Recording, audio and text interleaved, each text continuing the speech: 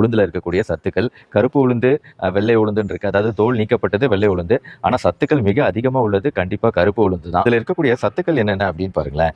Vitamin சத்துக்களை பொறுத்த வரைக்கும் B1, B2, B5, B6, B9 அப்படின்னு எல்லா பி வைட்டமின் சத்துக்களும், இன்ஃபேக்ட் ஏ வைட்டமினும் உண்டு.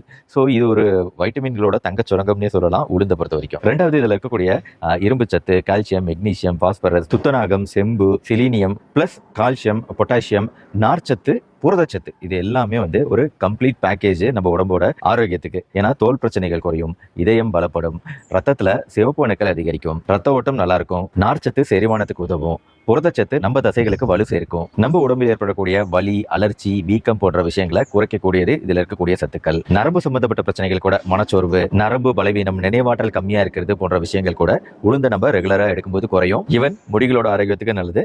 கர்ப்பிணி பெண்களும் ரெகுலரா அவங்க உணவுல இந்த உளுந்து சேர்த்துக்கிறது ரொம்ப ரொம்ப முக்கியம்.